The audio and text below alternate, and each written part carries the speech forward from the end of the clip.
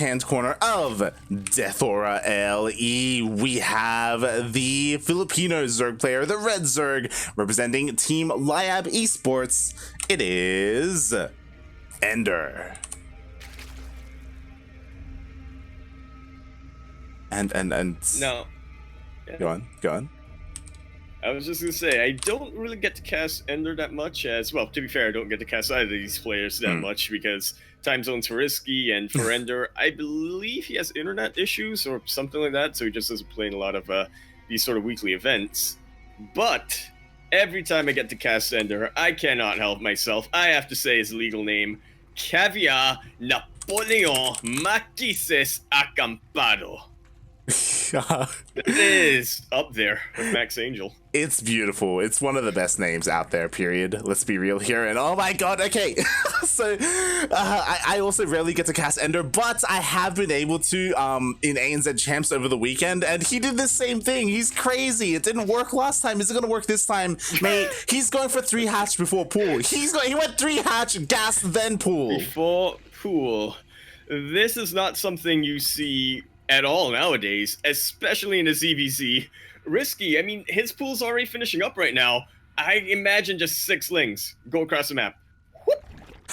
You have to really pray that EnDerr's drone control and mineral locking is going to be there. This is very unique to EnDerr, and again, he did whip this out during ANZ Champs. We didn't get to talk too much about EnDerr before we got into this series, but again, he's very Miyamaika-esque.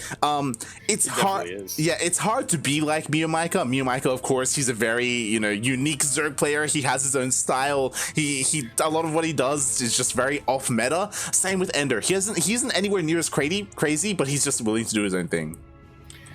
Yeah, and I'm also not really sure what it is about EnDerr, but he is definitely that stylistic kind of Zerg player. He just wants to do what he's comfortable with and is hoping that his mechanics are going to be able to carry him forward. Let's see how he can do against these 4 lings. Already a couple here for EnDerr. All right, so actually not delaying things too much right now. He does have his defenses up. Yeah. He's going to be able to chase RiSky away. Definitely. So the disadvantage that EnDerr has at the moment is his gas. His gas is so much more later compared to RiSky. So RiSky, his link speed is going to be a lot faster. His Baneling Nest is a lot faster as well, so he can apply that pressure. But again, RiSky is kind of playing catch up right now. He's going for his own third base much later. We'll see if he just decides to try and catch up or if he tries to apply pressure and punish EnDerr. Exactly. I think right now what we're seeing is EnDerr has this period of time where he just needs to defend. If RiSky decides to be even slightly aggressive, EnDerr, he just really has to turtle up hardcore, and then we'll be able to be sort of rewarded for that. He will just be so far ahead economically, but till then, yeah, he can get done. RiSky getting that Evo chamber, so aggression is absolutely on the table. Exactly, and I mean, to be fair, so this is something that you can definitely do if you are EnDerr. So sure, your link speed is later, but it's finishing up, and RiSky, he wasn't applying any aggression with his Ling Bane. So with this much faster third base, we have a lot of lava available, and EnDerr, he's going for the Ling Flood. Indeed he is. It's just so weird how this actually ended up playing out. EnDerr on the aggression this time, and it's not looking too good for RiSky. We'll have to see how well both players can control. Exactly. It's all about the Ling Bane control. We have so many more Banelings for EnDerr looking to try and trap RiSky. Yeah, trying to go for a bit of a flank here, and actually resetting the Baneling count right now for RiSky. And there is a brief little period where RiSky just won't have any Banelings to fight, and EnDerr just has so many more lings. But he does have to sort of cut his losses there. EnDerr cannot afford even a single Baneling connection. Yeah, exactly. And oh god, EnDerr, he has to be so careful here with the dance. Oh, did you see that snipe right at the end there? Like a single ling taking out that Baneling. And so far he's trading really well. Behind this, EnDerr, he has stopped reducing lings. To be fair, he's also stopped draining. He is making nothing but roaches as he did throw down that roach warren.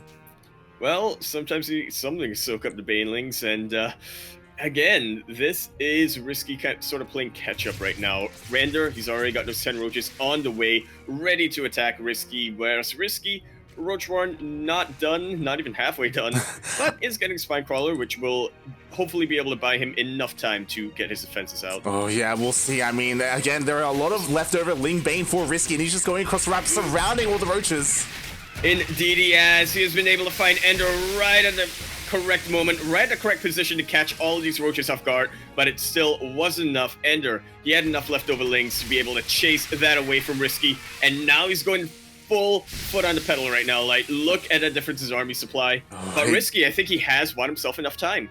We'll see. I mean, the spine is going to finish up and he is producing his own roaches, but again, the spine is at the natural. It looks like EnDerr, he's going for the third, and RiSky realizes this, so he evacuates.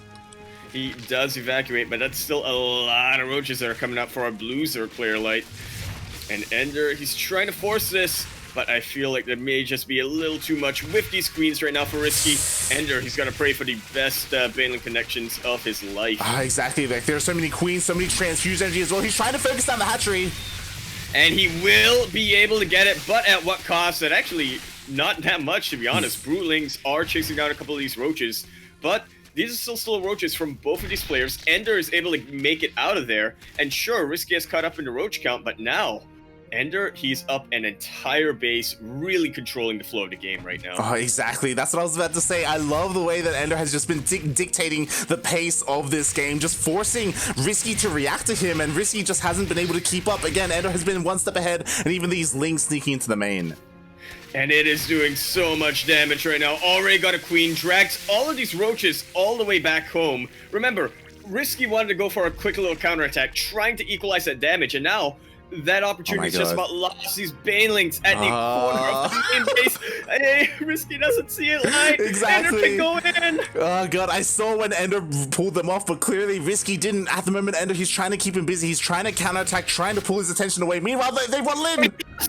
The attention is completely split. 11 drones go down to these Banelings light, and what does RiSky have right now? Well, he's got a much bigger army, but the timing window for him to go for that counterattack on RiSky, it is diminishing. Exactly. Like, at the moment, EnDerr, he's got the worker lead, he's got the army lead, he's working on +1 range attack. Meanwhile, RiSky's trying to catch up with +1 armor instead, but RiSky just hasn't really had the breathing room to really push out across the map.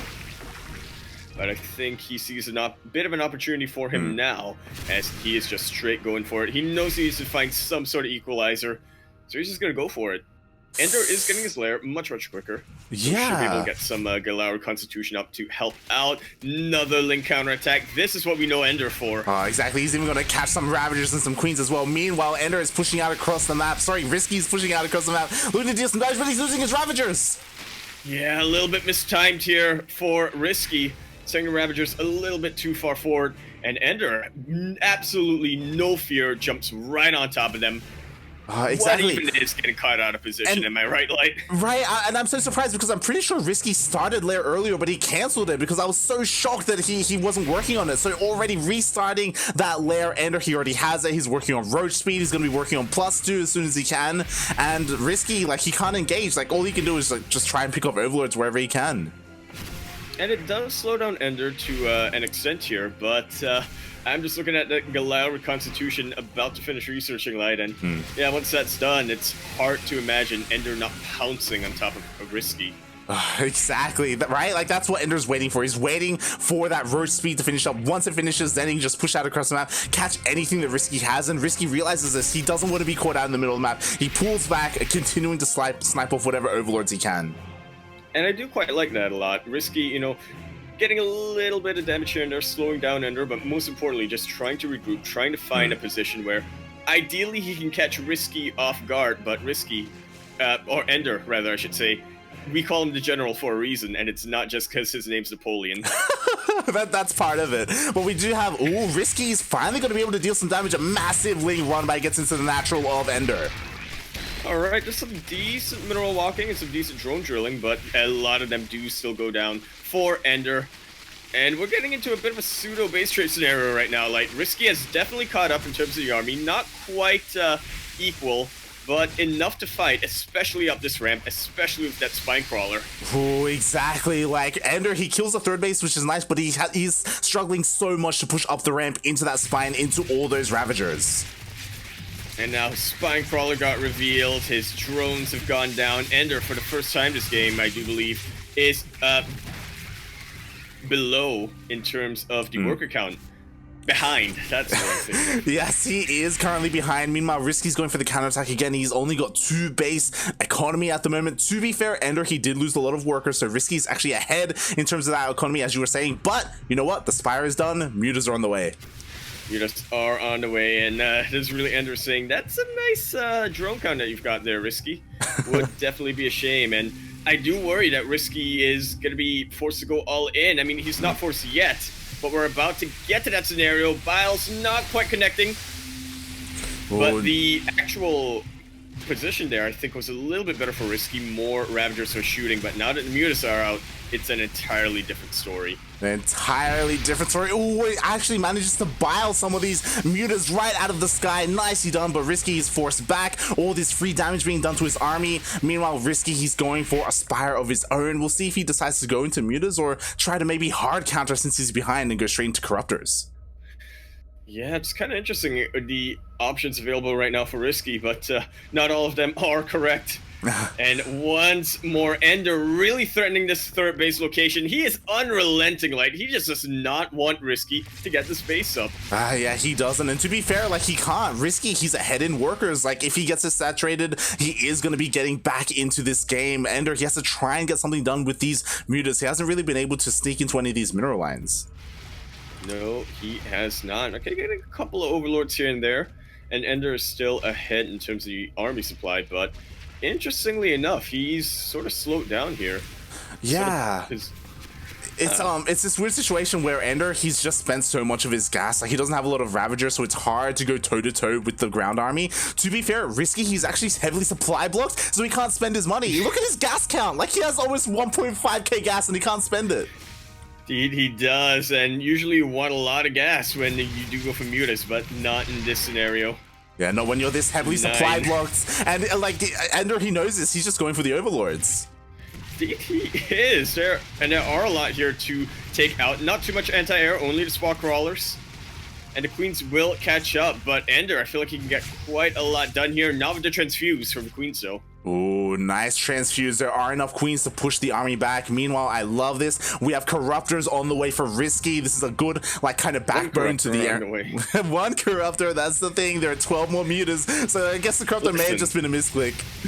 Listen, that Corruptor is going to be the tank. It's going to soak up all of the splash damage from the Mutas. Exactly. EnDerr, his Mutalists, they want to get fire, but they're not going to get anything. Here comes another big engagement. The army of EnDerr not quite fighting as one, but the Mutalists are doing a lot to harass. RiSky has a better anti-air right now, but his Muta count is starting to go down. GG's called, and EnDerr takes game number 1.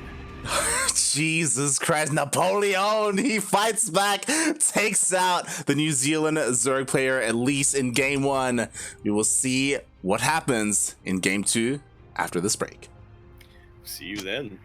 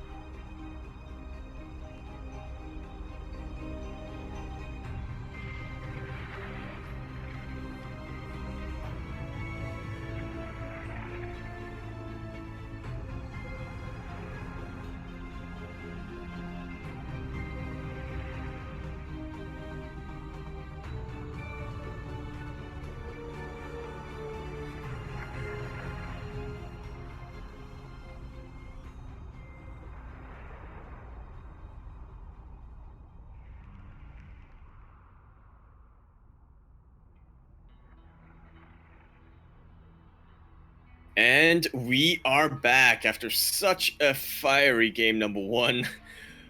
Oh boy, Light, what was that we saw? Well, we saw EnDerr be very stylistic, going for that 3-hatch before pool, and really paying off for him. I don't think RiSky is too used to those styles of ZVZ.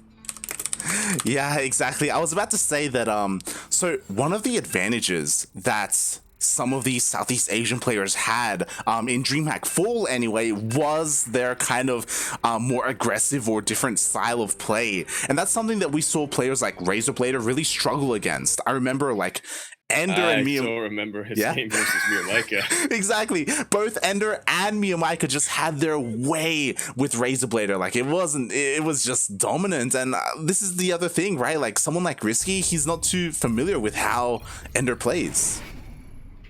Oh yeah, he may have learned a little bit from Miyamaika, but definitely not from EnDerr. And yeah, we'll see if things in game number 2 will go the same way, or if it'll go a little different.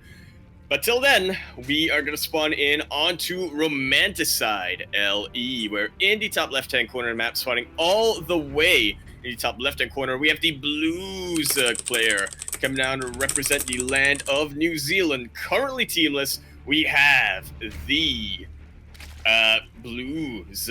We have RiSky.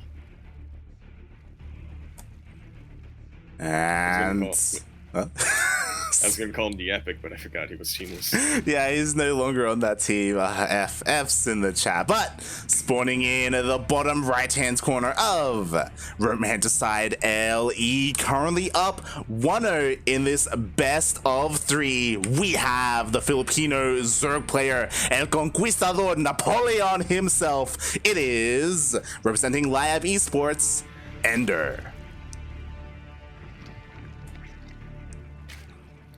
And I think we do have an elephant in the room here, Light. EnDerr, we know him, he's a general, he is El Conquistador. But there's a big question. Is he part of the Miyamaika fan army? Is he one of Miyamaika's generals? Oh my god, I want that fanfic now.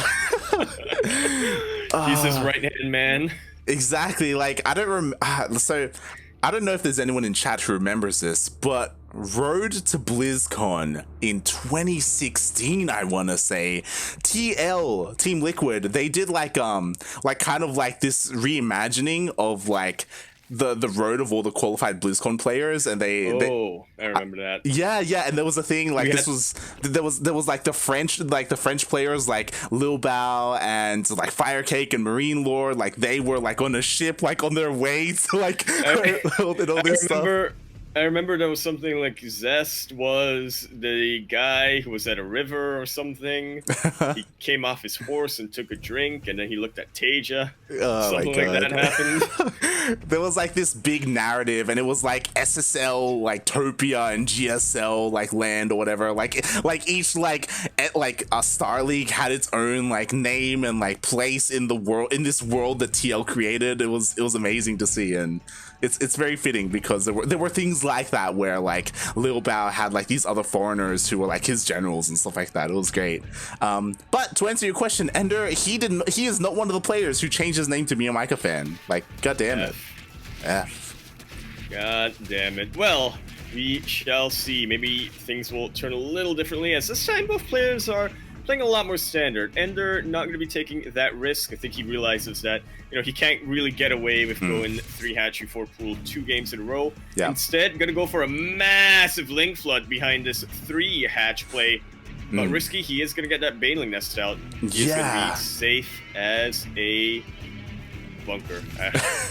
So RiSky is playing this pretty straight up. Like, he didn't skip the Baneling Nest. He's going for the Evo chamber. Like, he's got a pretty decent wall. He's getting his 3rd base. Meanwhile, EnDerr, he did cut worker production. You can see he only has 26 drones to 31 of RiSky. He's skipping the Baneling Nest, and he's just going for those things to deny that 3rd. He is pulling a little bit off of Demi's book, but here come the Banelings. EnDerr, he's got to make a decision. Will he commit or will he turn around? Ooh. Only one of those decisions is correct, by the way. He is committing. Yeah. So, and he's actually doing a fantastic job of God. sniping these Banelings. There's only one that's still production light and it's looking to get surrounded. Jesus Christ, 3 Banelings went down to 3 Lings. Like, that was amazing to see it, but there's one still Baneling. Oh. But it also gets sniped by only a single Zergling. Okay, maybe they took 2 Zerglings down that time, but that was absolutely insane to watch from EnDerr. The micro absolutely on point today. That was beautiful. And again, you can argue, you know, when it comes to these 2 players, there is a bit of a ping advantage for one of them, but regardless, EnDerr taking full advantage of that, trading so well. I mean, he almost got a queen in the end. The 3rd base did stay up for RiSky, but behind this EnDerr, he has roaches. Yeah, honestly, all in all, that was a very nice ult coming out from RiSky. Even though he traded a little bit inefficiently with those Banelings, EnDerr just did not have the muscle to really assert himself there. And now we're seeing the counterattack. EnDerr still, as you said, the roaches are on the way, but they are on the way. They're not out right now looking to take out these Lings, but RiSky not going to be pushing his luck. Be backing away. Yeah, we do see RiSky. He's just trying to do something with all these things that he made early on, right? He doesn't want them to go to waste. And he does pull back a couple of his Banelings as well, just trying to deal some kind of damage as he tries to catch up in that roach count. We can see that EnDerr, he's shooting up in terms of that army supply. He is, but he split his army in 2 right now, Light. I'm looking at these roaches in the south. Okay, RiSky does not see them, so won't be able to get that surround. Oh, yeah, he actually avoids them going back in, but defensively, there are already Lings here, ready and waiting for EnDerr. And a pounce, almost cornering them, does corner a couple. And now EnDerr is looking to bring this all the way home. He is all out looking to get some damage done. Oh my god, he's pushing up the ramp. He has the advantage in terms of the roaches. A couple of Banelings do hit, but there's one chance he still to get used. It does not get to get used. The Lings are now here. They do surround so much. And does EnDerr have just enough here? I fear that he might. Yeah, he's pushing on through. The spine is not done, but the Lings do come to reinforce for RiSky. That they do a massive flank from behind EnDerr's roach count. And with that, his push just completely falling on its face. We will get a longer game here, Light. Exactly. RiSky, he realizes that he has held with those Lings coming to reinforce. If they didn't, then EnDerr, he probably could have kept pushing forward, but RiSky was able to hold on, cancels his spine, and now he himself is going for a bit of a counterattack. Yeah, and honestly, like 2 queens for that army might not necessarily be worth it, but at least on Romanticide, you do have a little bit of time to sort of remax your army, get your reinforcements and your defenses up before these Lings can actually make it all the way through, especially when you still have that mineral wall up. Oh yeah, definitely. Like, we'll see how this game plays out. I haven't seen too many long macro ZVZs on Romanticide. Romanticide, for the most part, has turned out to be the eternal empire of this map pool. Like, a lot of longer games, a lot of macro games. It's a little bit easier to secure a third. Yeah, it's pretty interesting how this map has shaped up. Yeah, I was looking at the mineral walls in this map and I thought, yes, the next golden wall. But you're right, it is much more like Eternal Empire as far as how the games that we've seen have gone. Yeah, it does kind of lean a little bit more to that macro style. Meanwhile, both players, they have finished up their lairs, they're working on their roach speed, but oh my god, look what EnDerr's going for. He will still kind of need that roach speed, but not to go across the map. EnDerr, he is just looking to really catch RiSky off guard right now. Yeah, I'm just trying to see what would the best ideal position for this Nidus, as EnDerr, RiSky is looking to expand. He is going for another base, and does he see it? He sees it with his Overseer. Does especially see that, and that just sets off all the alarm bells in RiSky's head right now. He is going to be scouting every opening of his bases right now, making sure that they are sealed as tight as possible. But was this a fake out from EnDerr? No, it was just a reinforcement. Interesting. Nidus. Yeah, so there are a couple of ways to go about this, and RiSky, he does spread out all his overlords. He doesn't want some random Nidus, and it's forcing all the supply to be in the main. Exactly, and I love this from EnDerr. He's still sort of pretending that he wants to get this Nidus off in the main or something like that, sending the Overseer around, just really making sure that RiSky is not comfortable. EnDerr is pushing through. He found a way to get a complete surround on RiSky's army. And with that, look at the position right now for EnDerr's roaches. The boys have been pulled, but it's not gonna help whatsoever. RiSky's army just completely evaporating. Oh my god, the map working against RiSky. The ramp was so large, he just goes on through and wow, the map is impossible. GG.